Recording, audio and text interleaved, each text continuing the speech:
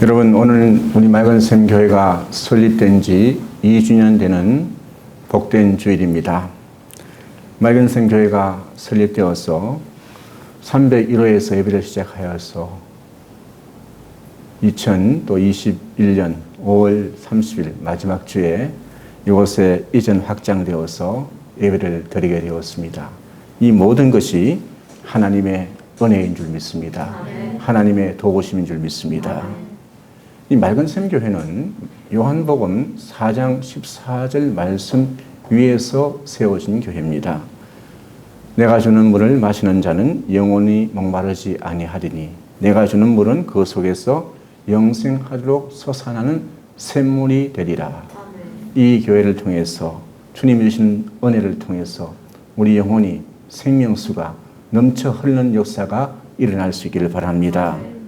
맑은샘 교회가 세워진 목적은 많고 많은 교회가 있지만은 하나님의 기쁨이 되며 예수 그리스도의 복음에 집중하여서 말씀과 찬양과 기도로 영혼의 목마른 자들이 해갈함을 받아 구원받는 이가 많아지는 교회가 되고자 이 교회가 설립되어졌습니다. 2주년을 맞이하면서 어떤 교회의 모습이 하나님께서 우리에게 바라고 원하시는 모습일까? 다시 한번 생각해보는 은혜의 시간 될 수 있기를 바랍니다. 그리고 또한 동시에 우리가 바라고 꿈꿔야 할 교회는 어떤 모습입니까?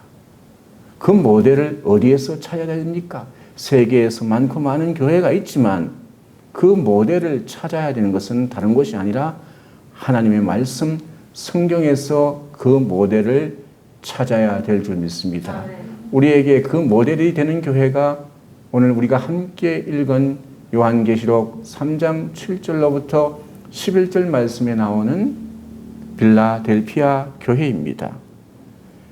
요한계시록의 저자는 사도 요한입니다. 요한계시록은 AD 95년 1세기 말에 기록되어져 있는 성경책인데 요한계시록을 기록할 당시에 사도들 중에서 예수님의 12제자들 중에서 유일하게 살아있는 사람은 요한계시록의 저자인 사도 요한밖에 없었습니다.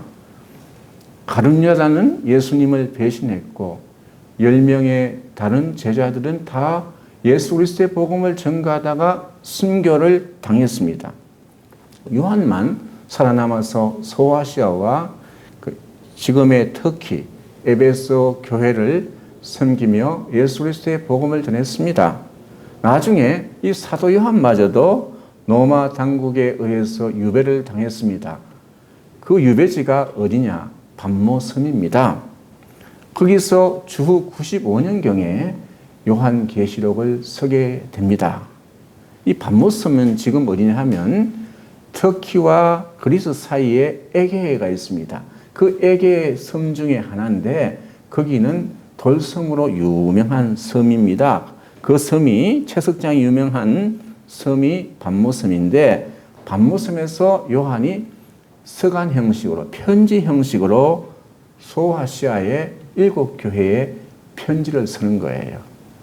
소아시아 7교회는 에베소 교회, 스무나 교회, 버가모 교회, 두아디라 교회, 사대 교회, 빌라델피아 교회, 라오디게아 교회가 7교회가 있었습니다.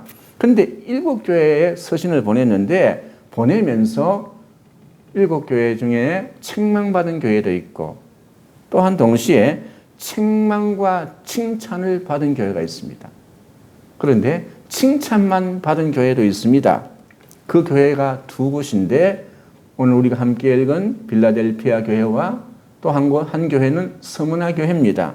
오늘 본 말씀을 중심으로 해서 빌라델피아 교회를 왜 하나님께서 기뻐하시고 칭찬했느냐?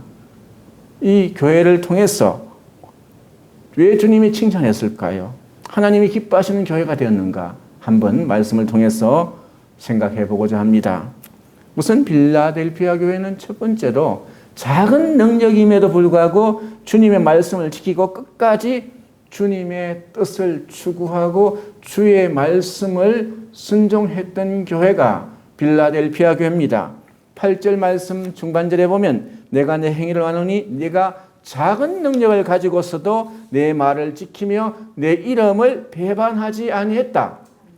작은 능력이란 빌라델피아 교회의 물리적인 외형적인 조건을 뜻합니다.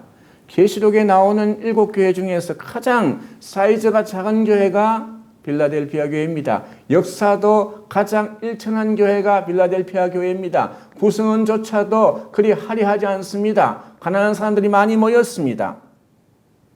그래서 주님이 작은 능력이지만 그럼에도 그 교회는 주님의 말씀을 지켰다.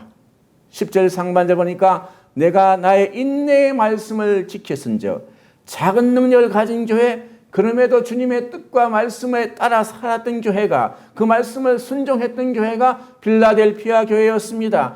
그렇기 때문에 남보다도 조건이 열악하고 불리한데도 주님 말씀을 성실히 순종했기 때문에, 그래서 주님께서 빌라델피아 교회를 귀하게 보신 줄 믿습니다. 예를 들어서 7교회 중에서 가장 부유한 교회가 라오디게아 교회였습니다. 그런데 그 교회는 칭찬이었고 책망만 있습니다. 3장 17절 말씀에 보면 요한계시록 내가 말하기를 나는 부자라 부유하며 부족한 것이 없다 하나 네 공고한 것과 가련한 것과 가난한 것과 눈먼 것과 벌거벗은 것을 알지 못하노라. 가장 부하고 가장 큰 교회였지만, 큰 교회여 보여지는 능력은 많았으나 주님이 책망하고 계십니다. 라오디아 교회는 교회답지 못하게 책망하는 거예요. 못하기 때문에 내가 내 행위를 아노니 살았다 하는 이름을 가졌으나 죽은 자로다. 얼마나 혹독하고 가혹한 말씀입니까? 무엇보다도 주님 말씀에 대한 순종이 없었기 때문에 주님이 라오디아 교회 또 사대 교회를 책망하신 것입니다. 주님을 쫓기보다는 거기에 모인 사람들이, 멤버 구성원들이 자기 탐욕과 자기 이익과 자기 만족으로 살아갔다는 것입니다. 그렇게 교회를 운영하고 그렇게 인간적인 모습의 강한 교회가 라오디아 교회요 사대 교회입니다. 그러므로 그 교회를 주님은 죽은 교회라고 했습니다. 빌라델피아 교회는 사람들의 눈에는 정말 작고 보잘것없는 초라한 교회였습니다. 그러나 주님의 능력으로, 주님의 말씀으로, 주님의 눈으로 볼 때는 작은 능력으로도 주님의 뜻을 이루는 그 모습을 볼 때 하나님께서 빌라델피아 교회를 귀하게 여기시고 칭찬하시고 하나님이 기뻐하시는 교회인 줄 믿습니다. 살아있는 교회요, 교회다운 교회로 보시고 계시는 것입니다. 작은 능력으로 주님의 뜻을 이루는 빌라델피아 교회처럼 우리 맑은샘 교회가 좋은 교회, 하나님이 기뻐하시는 교회가 되려면 어떻게 해야 되겠습니까? 여러분, 교회는 예수 그리스도의 터 위에서, 교회는 말씀 위에 세워지는 줄 믿습니다. 그러나 교회가 말씀 위에 세워지지만 그 교회를 유지하고 교회가 계속해서 살아 역사하는 교회가 되려면 기도가 있어야 교회가 유지되는 줄 믿습니다. 교회의 모든 일은 기도로 시작되고 기도로 끝을 내는 것입니다. 그러니까 목회자인 저는 정말 우리 교회가 빌라델피아 교회처럼 작은 능력을 가지고 살아있는 교회가 되려면 어떻게 해야 되느냐? 목회자인 저는 다른 것을 증거하지 아니하고 딴소리 하지 말고 하나님의 말씀을 있는 성경 그대로 증거하는 것이고, 말씀을 뿌리는 거예요. 하나님의 말씀을 증거하고 뿌려지면 말씀이 교회 공동체 속에서 각 개인 심령 속에 그 말씀이 들어가면 그 말씀이 그냥 사라지지 않고 뿌리 내리고 떨어진 말씀이 열매 맺는 역사가 일어날 줄 믿습니다. 그 말씀대로 살아가면 선포된 말씀이 폭발적인 열매를 맺을 줄 믿습니다. 이것이 교회의 능력인 줄 믿습니다. 교회는 어떤 곳입니까? 하나님의 말씀이 성취되는 곳입니다. 하나님 말씀이 이루어지는 것이 교회입니다. 우리 교회가 빌라델피아 교회처럼 하나님의 말씀이 이루어지는 작은 능력을 가지고도 주의 뜻에 순종하는 복된 교회가 될 수 있기를 바랍니다. 사람의 수고와 관계없이, 내 능력과 관계없이, 내 노력과 관계없이 하나님 앞에서 열린 마음을 가지고 주님 안에 있으면 누구든지, 예수 그리스도 안에 있으면 열매 맺는 줄 믿습니다. 요한복음 15장 5절 말씀, 우리 10월달 결실의 계절에 우리에게 주신, 하나님께 주신 12월달에 외울 성구인데요. 나는 포도나무요 너희는 가지니 그가 내 안에 내가 그 안에 거하면 사람이 열매를 많이 맺나니.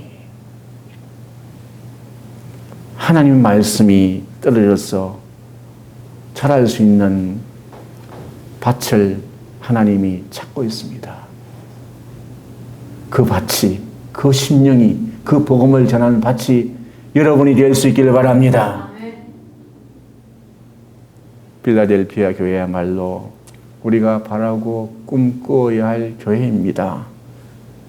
열악한 조건 속에서도 어떻게 하든지 주님 말씀에 순종하고 주님의 뜻을 이루고자 몸부림쳤던 교회가 빌라델피아 교회입니다. 우리 교회도 이와 같이 몸부림칠 수 있는, 복음에 집중할 수 있는 은혜가 있기를 바랍니다. 뿐만 아니라 두 번째로 보니까 빌라델피아 교회는 많은 어려움에서도 주님의 이름을 배반하지 않았다는 것입니다. 8절 보면 당시에 소아시아 상황이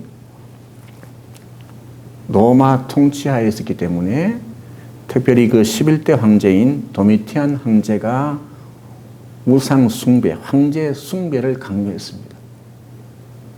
그때 특별히 소아시아 7교회에 집중했습니다. 숭배를 강요했습니다.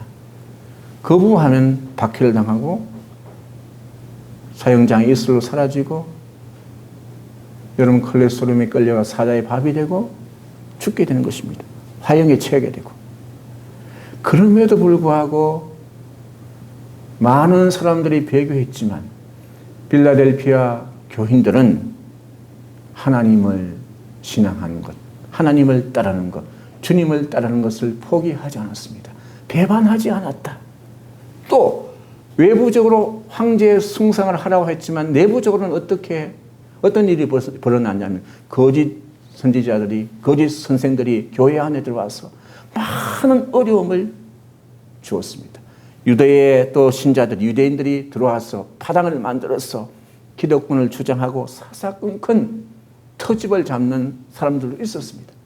그럼에도 불구하고 외적으로 내적으로 어려움에도 불구하고 하나님을 배반하지 아니하고 주님을 배반하지 아니하고 끝까지 주의 말씀을 지켰다고 오늘 9절 말씀 보니까 네가 나의 인내의 말씀을 지켰은즉 또 너를 지켜 시험의 때를 면하게 하신다고 합니다. 믿을 수 있기를 바랍니다. 인내의 말씀을 지켰다. 7교회 중에 보면 에베소 교회를 주님께서 책망하실 때 이렇게 이야기합니다. 너희가 처음 사랑을 버렸다고 했습니다. 빌라델피아 교회는 처음 믿을 때 그 순수한 열정을, 초심을 끝까지 지켰습니다. 그래서 주님이 빌라델피아 교회를 높이 평가하시는 것입니다. 환경은 열악하고 조건이 나빠도 주님을 따르는 그 믿음은 변치 않았습니다. 여러분, 우리 맑은샘 교우들도 주님을 믿고 따르고 어떠한 일을 만나도 주님의 이름을, 주님을 배반하지 않는 믿음의 사람이 되기 바랍니다. 주님을 배신하면 안 됩니다. 사람은 배반하고 배신할 수도 있습니다.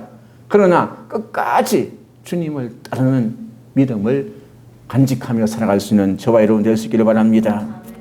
세 번째 보니까 주님이 평가하신 빌라델피아 교회는 그 아름다운 모습은 주어진 비전, 주어진 기회에 최선을 다해 응답했다는 것입니다. 복음을 전할 수 있는 기회에 최선을 다해서 복음을 전했다는 겁니다. 8절 상반절 보면 이 말씀이 나옵니다. 볼지어다 내가 내 앞에 열린 문을 두었으되 능히 닫을 사람이 없으리라. 여기에서 말하는 열린 문은 그들에게 주어진 복음을 전할 수 있는 복된 기회입니다. 성경에 나오는 열린 문은 선교의 기회입니다. 예수 그리스도를 증거하는 기회입니다. 그런데 문이라는 것은 항상 열려 있지 않습니다, 여러분. 여러분 예배 드리고 말씀 전하고 복음 전하는 그 기회에 열린 문이 있을 때 우리도 빌라델피아 교회처럼 복음에 집중하여 증거한 역사가 일어나기를 바랍니다. 열려진 문이 있다. 우리가 여기서 예배드리고 기도하고 찬양하고 말씀 전하고 복음을 전할 수 있는 기회가 있다는 것이 큰 축복인 줄 믿습니다. 사람은 희망이 있어야 합니다. 사람은 복음을 전할 수 있다는 그 자체가 가장 큰 비전이요 기회인 줄 믿습니다. 그 기회를 소중히 여기는 저와 여러분 될 수 있기를 바랍니다. 우리에게 이런 교회당을 주시고 예배하고 찬양하고 기도하는 것, 이것은 하나님의 복음을 전할 수 있는 좋은 은혜의 계획인 줄 믿습니다. 그러면 결론적인 말씀입니다. 우리 교회도 빌라델피아 교회처럼 하나님께 칭찬받는 교회가 되려면 어떻게 해야 되겠습니까? 하나님의 기쁨이 되는 교회가 되려면 어떻게 해야 되겠습니까? 우리가 함께 읽은 요한복음 8장 29절 말씀 제가 세 번역으로 읽어드립니다. 나를 보내신 분이 나와 함께 하신다. 그분은 나를 혼자 버려두지 않으셨다. 그것은 내가 언제나 아버지께서 기뻐하시는 일을 하기 때문이다. 주님도 항상 하나님께서 기뻐하시는 일을 하셨다 합니다. 오늘 말씀 보니까 기뻐하는 일을 하셨기 때문에 하나님이 예수님을 혼자 버려두지 않으셨다고 했습니다. 사랑하는 성도 여러분, 하나님이 기뻐하시는 일을 하면 교회도 개인도 주님이 버려두시지 않는 줄 믿습니다. 늘 항상 함께 하셔서 하나님이 우리를 돌보아 주시는 줄 믿습니다. 기억하십시오. 대상이 기뻐하는 것을 내가 기뻐하면 그 대상의 기쁨이 내 기쁨으로 오는 줄 믿습니다. 그러니까 하나님을 기뻐하면 대상이지 않습니까? 하나님의 기쁨이 저와 여러분에게 오는 줄 믿습니다. 하나님의 기쁨은 어떻게 느낍니까? 우리가 예배 드릴 때 하나님을 기뻐하면 하나님의 기쁨이 내 기쁨이 됩니다. 그러면 내가 원하는 정도가 아니라 하나님의 기쁨이 우리 인생들에게 밀어닥치는 것입니다. 이와 같은 거예요. 우리가 전도하고 구제하고 섬기고 나가면 전도 받은 사람도 섬김 받은 사람도 구제 받은 사람도 기뻐하지만 대상도 기뻐하지만 그 기쁨이 저와 여러분에게 오는 것입니다. 예수님과 하나님의 관계를 보십시오. 예수님이 마태복음 3장에 보면 세례를 받으실 때 하나님이 기뻐하셨습니다. 성령이 비둘기같이 임하고 하늘문이 열리고 했습니다. 그런데 17절 보면 하늘에 소리가 있어 말씀하시되 이는 내 사랑하는 아들이요 내 기뻐하는 자라 하시니라 했습니다. 하나님을 기뻐하니까 하나님의 기쁨이 예수님께로 옵니다. 하나님의 기쁨이 예수님께로 밀어 닥치는 것입니다. 이것뿐 아닙니다. 마태복음 17장 변화산 사건, 예수님께서 베드로와 요한과 야고보를 데리고 어디로 올라갔습니까? 변화산에 기도하러 올라가셨습니다. 그런데 17장 5절 말씀을 보니까 호련히 빛난 구름이 그들을 덮으며 구름 속에서 소리가 나서 이르시되 이는 내 사랑하는 아들이요 내 기뻐하는 자니 너희는 그의 말을 들으라 하시는지라. 하나님을 기뻐할 때 그 기쁨이 내게 넘치는 것입니다.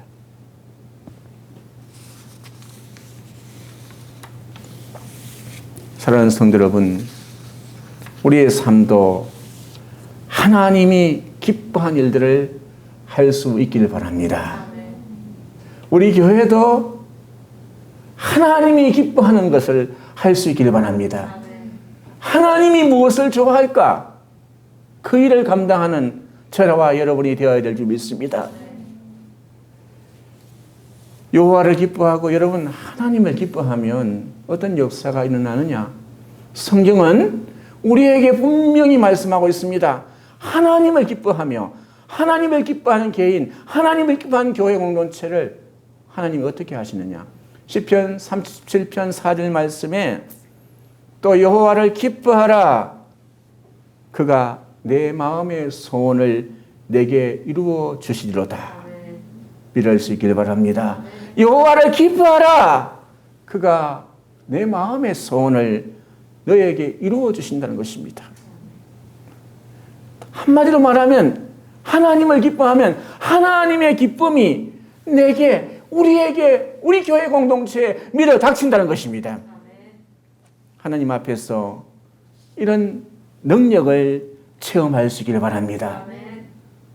무슨 일을 하든지 여러분 하나님 앞에 살아갈 때 정말 하나님이 기뻐하는 일을 하면 하나님께서 거저보시지 않고 그 기쁨을 여러분에게 다시 돌려주십니다. 이런 은혜를 체험할 수 있기를 바랍니다. 사랑하는 성도 여러분, 필라델피아 교회 모습들 속에서 우리에게 주시는 은혜가 있는 줄 믿습니다. 필라델피아 교회 작은 능력을 가지고 주님의 뜻을 이루었습니다. 주님의 이름을 배반하지 않았습니다. 주어진 기회에 열린 문이 있을 때 복음에 집중하여서 귀한 일들을 감당했습니다. 우리 교회도 이런 귀한 일들을, 주님의 일들을 감당하는 교회가 되어서 하나님의 기쁨이 되는 은혜가 저와 여러분들이 함께 할 수 있기를 간절히 부탁을 드립니다. 아멘.